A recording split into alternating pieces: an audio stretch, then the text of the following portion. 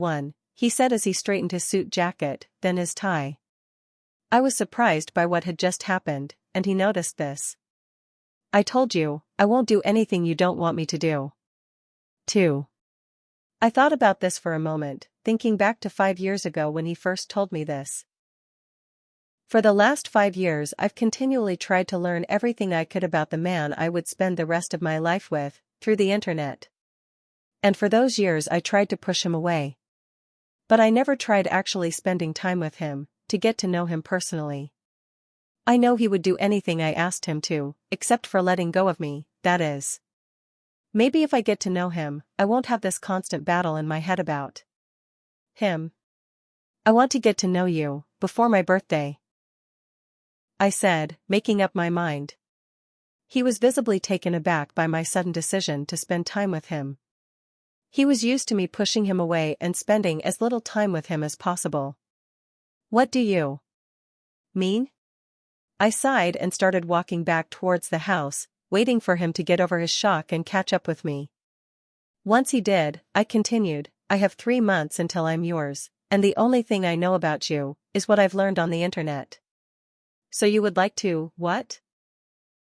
Go on a date? He asked me slowly, still obviously taken aback.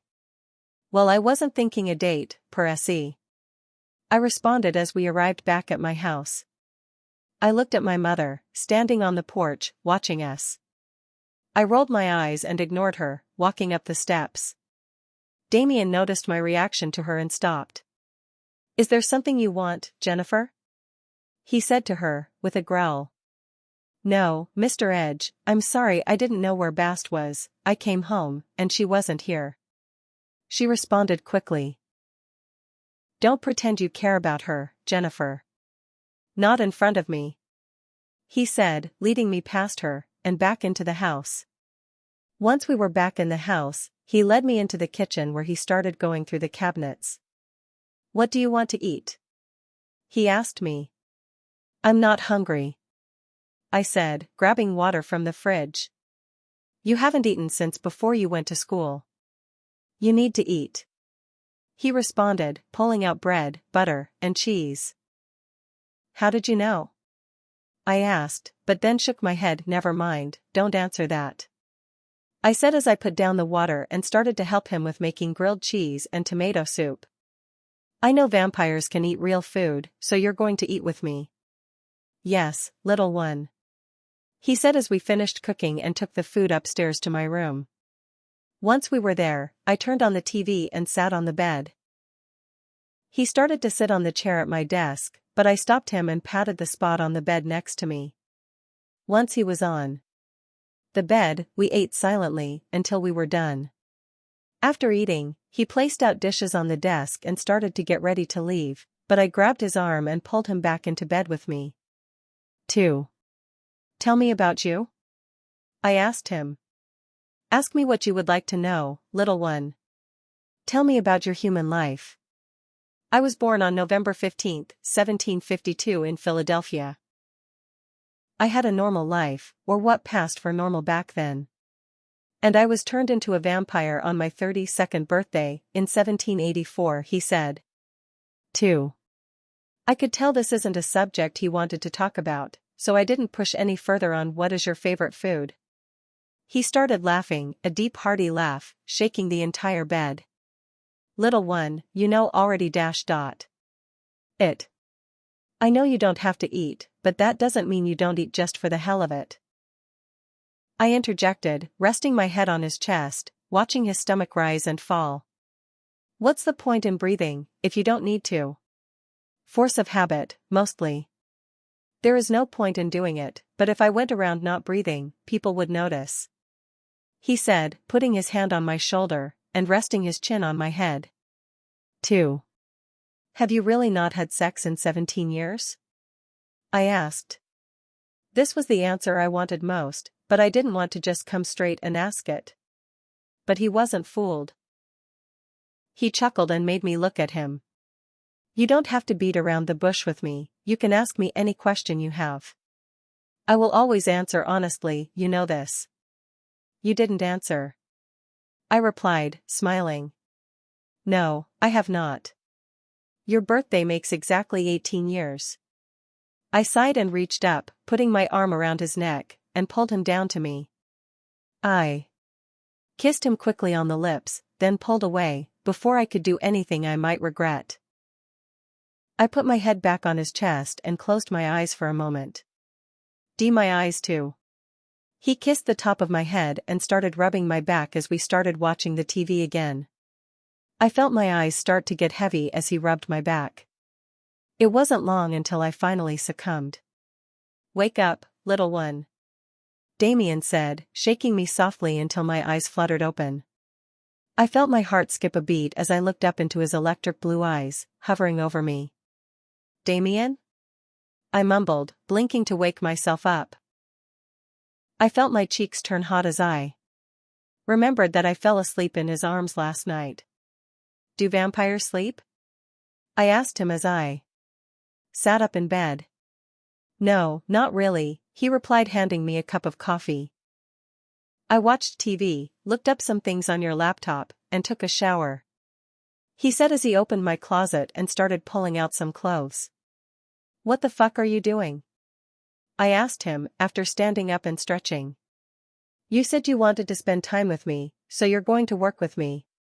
I'm not a doll, I can pick out my own outfits, I said, trying to push him away from my closet, but it was like trying to push a mountain. No, of course you aren't. You're my kitten, he responded with a sheepish grin as he put the clothes in the bathroom. So am I your little one, or am I your kitten? I know I can't make you stop calling me both. So fucking pick one already, I said as I drank my coffee, rolling my eyes. I knew if I told him no pet names, he would find some other way to annoy me. And it would probably be worse than a cute little pet name, no matter how demeaning I found it.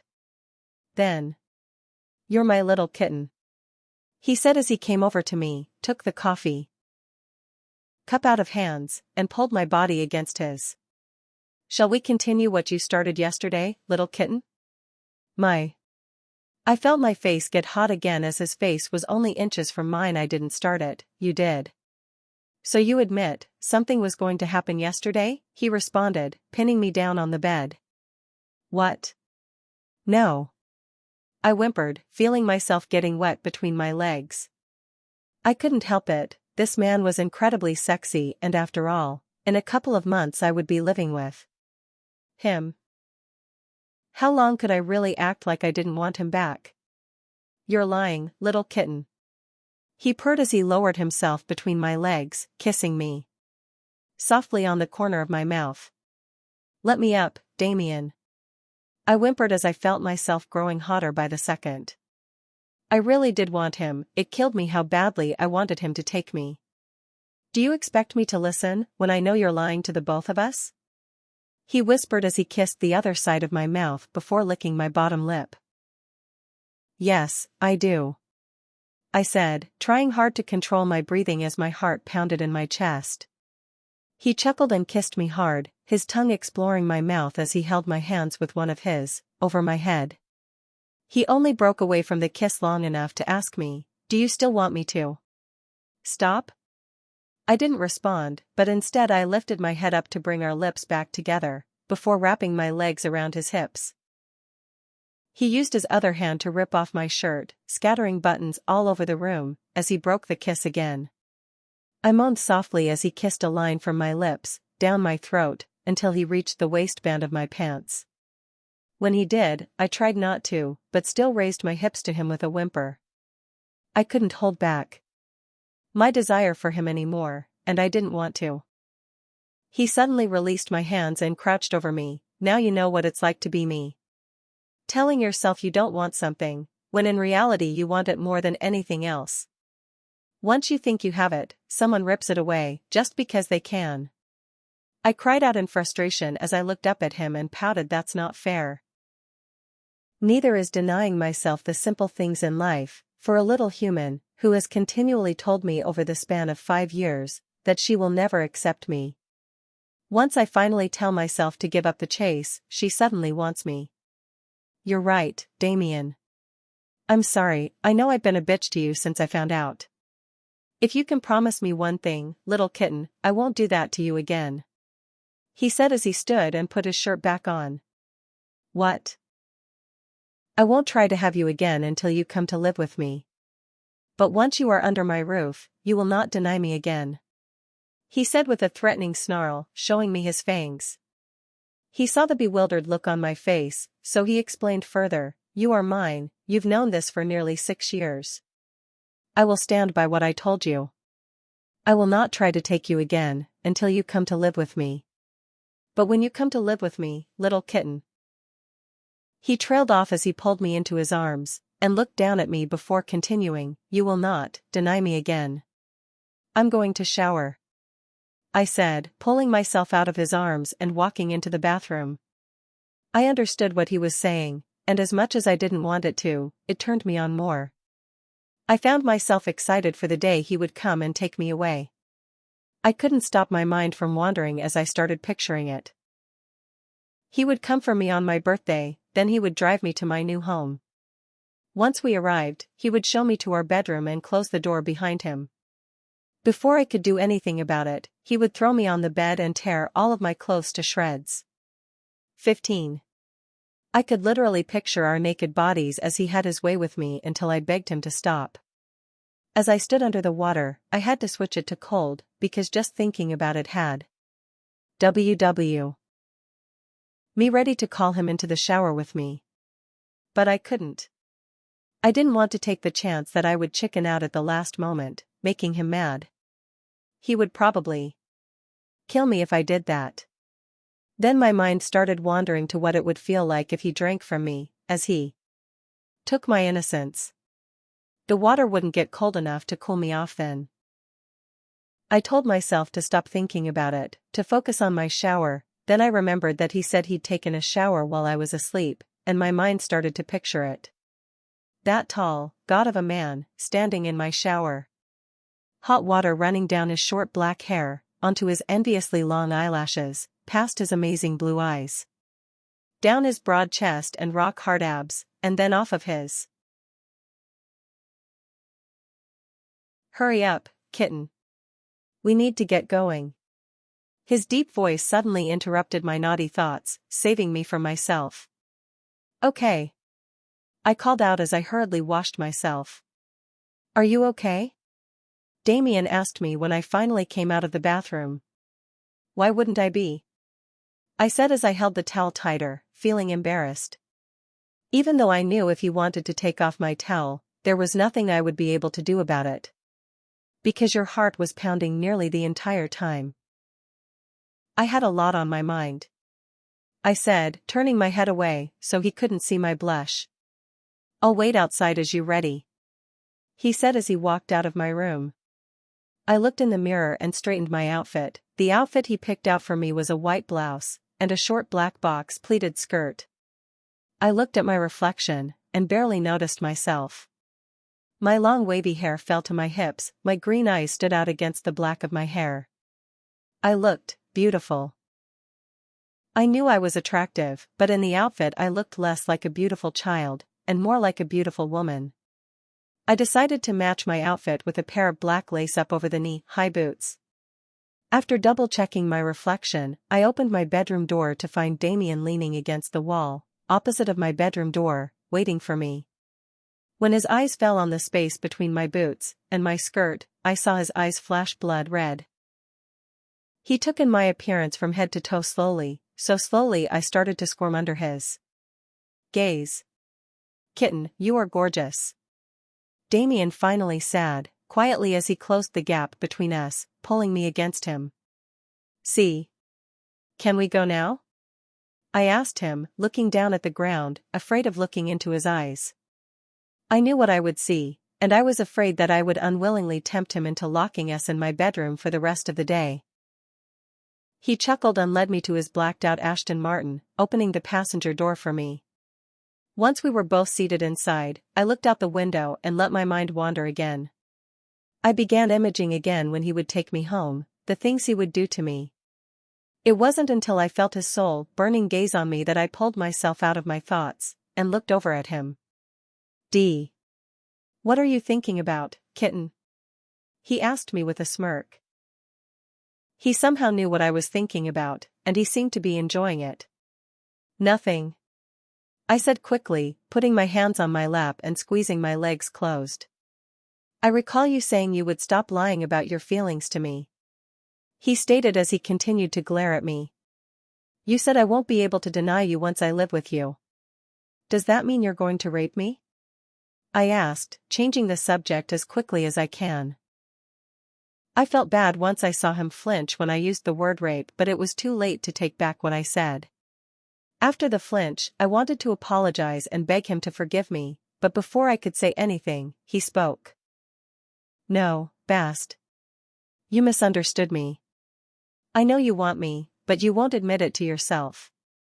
You undoubtedly do not wish to have me, then I will not force you. I told you, I'll wait 18 more years until you accept me, if that is what it takes, and I meant that. But if you want me, and tell me you don't, just to play with my feelings, the decision will be taken out of your hands, he said as he looked back at the road, his face was back to emotionless. I'd really crossed the line now, and I knew it. I shouldn't have said what I did, and I really did regret it the second I'd said it. I'm sorry, Damien, I didn't mean that. Yes, you did. He snapped back at me. Before I could say anything more, we arrived at his office. It was a giant amongst every other building in the plaza, at least 50 stories high, with a big sign reading Edge Consultancy on the front. Do you own this building? I asked him as I stepped out of the car. He'd opened the door for me, but didn't take my hand as we walked inside. I hated when he held my hand, but I knew he was extremely pissed when he didn't. Yes, he said as we approached the elevator, and waited for me to enter as he pushed the top button out of 2 on the console. It must be a private elevator, seeing as it only had the top and bottom floor options. He didn't say anything more until we entered his office, when he told me to sit at the small desk next to his. His desk was made of beautiful California redwood, and stood tall and strong. Once he sat at the desk, it looked small and frail with him behind it. My desk was much smaller, but made out of the same materials. Once he sat, he started looking through a stack of paperwork, and typing into his laptop. His long slender fingers flew over the keyboard so quickly, my eyes couldn't keep up. There was a brand new laptop placed on my desk, as well as a pad of paper and a pen. He spent a lot of money, and time having someone put this together just since last night. Upon seeing what he'd done for me, I felt so much worse about what I said to him. I knew buying me a brand new laptop and expensive desk was nothing to him, but the thought behind it is what touched me. He was excited for me to spend real time with him, and it showed. But I went and fucked everything up by acting like an immature bitch. 4. I opened my laptop and started an instant message conversation with my best friend, Valerie. She was the only one who knew everything about me, including Damien. The only thing she didn't know is that Damien is a vampire. I couldn't tell her that no matter how much I wanted to. 1. Val, I fucked up, I sent to her. Why? What's wrong? She responded immediately. I knew she would be online, it's a weekend after all. I said something bad and now he's upset. You managed to upset Damien Edge? Tell me everything, was her response. So I told her everything, from when he first came to my house, until I started the conversation with her. Omitting the fact that he killed Jacob, of course. I just told her that he made him leave. Bast, even I have to admit, saying rape was definitely crossing the line. I'm sorry if you hate me for siding with him on that. 3. No, I don't hate you, I agree. That's why I feel like shit, because I said it without thinking about it. Make it up to him, was her response. Well, no shit, Val. But how? Lock the door and break in your new desk. He can afford a new one, I mean nearly 20 years without sex, you know he will literally break in that desk, she sent back with a couple of winking emojis. I gasped aloud, alerting Damien as he stopped typing and looked up at me with a quizzical look. Sorry, Val said something surprising, I said to him. He nodded and went back to typing, without a word. Damien knew of Valerie, he'd actually met her before, about a year ago. Every 6 months, Damien would come to see me, to see if my parents had broken their promise, and tried to harm me in any way. After a few times of him coming to check on me, I finally asked him why. Are you like a vampire guardian angel? Why do you come and check on me every 6 months? He responded with, the night I made the deal with your parents, your father tried to sell you for one night. And when I told him I wanted you for good, he threatened to poison you. I keep a constant watch on you, but I have to make sure those scum don't kill you before I can have you. 2. He told me this as he drove me home from school. When we arrived back at the house, he spoke again. Bast, you need to be careful. They have already tried to sell you since I laid claim on you. The only reason I don't kill those worthless blood bags is because you deserve to be raised by your real parents. She looked dressed like a woman? He dressed her like a little girl. Bast. Are you still there? I know you don't have the balls to actually do it. Val's message pulled me out of my thoughts. No, I was thinking. I typed back to her, then sent another message. Val, seriously, what should I do? I feel so bad. Bast, why do you refuse to be with him? He's sexy as fuck, rich as fuck, and for some reason he is heads over heels for you. I started to respond, but her next reply stopped me in my tracks. Climb that tree of a man, Bast. Fuck him until you can't think straight. Lord knows you need to stop thinking already. Then fuck him again until all 20 of those years of pent-up energy are gone, and if he can go again, which I'm betting he can, keep fucking him. Then after, when y'all are done being all cute and shit, details bitch. 3. I gaped at the screen for a moment, my eyes open wide as I read what she said, over and over again. I couldn't believe Val said that. Well, I could believe it, but I didn't want to. Traction will only go so far. I don't refuse to be with him, Val. It's just, what's left after sex? I don't know anything about him. I know I'm attracted to him, yes, obviously.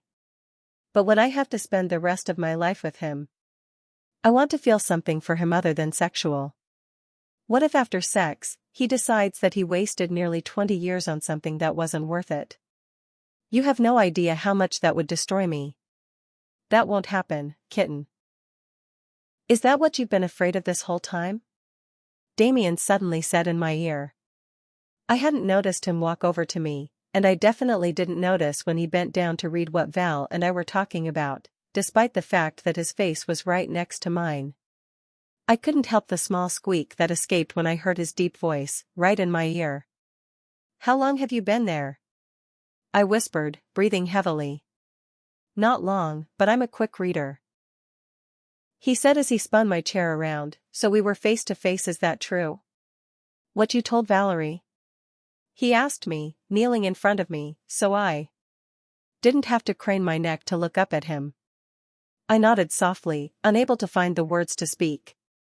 You think I would wait this long for you, do everything I have done for you, just to decide I don't want you anymore? He asked me softly, the hurt in his voice apparent. I wasn't trying to hurt you again, I was just being honest. I whispered, looking down at my legs. I understand, kitten. I get why you've been acting this way around me now. He said with a slight smile in his eyes, like he was happy about it. Why do you seem happy to know this? Aren't you still upset with me? I asked him, daring to glance into his eyes. His usually terrifying eyes were now soft as he allowed himself to smile, showing his perfect white teeth. I'm happy to know that you care enough to try to make this work. That means something to me, and you should know that I want to do the same. Granted, I know that I want you by my side, but I'm willing to do what it takes for you to come to the same conclusion. He said as he leaned forward, and kissed me softly on the lips. I sighed in relief as I put my arms around his shoulders and kissed him back, letting myself rest against him.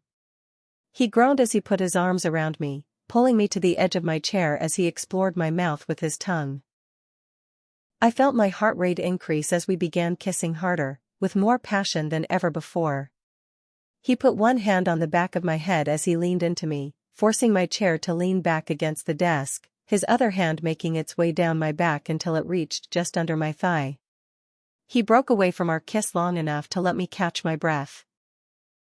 When my breathing was back to normal, he slowly started kissing down to my neck, hovering at the side, before flicking his tongue over it, sending waves of excitement and surprise through me.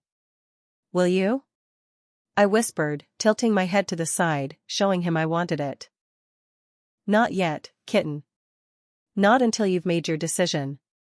He whispered against my neck, nuzzling his nose against it before pulling back to look at me. "What decision?" I asked, curious.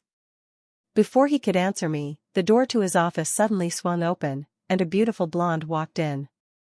She was wearing an impossibly tiny skirt, with a button-up dress shirt. The first couple of buttons were undone, showing off her cleavage. Her long blonde hair ended just past her shoulders, seemingly emphasizing her already obviously big chest. 3. Her bright blue eyes were huge as she looked back and forth from Damien to me, looking at the way he was kneeling on the ground, between my legs.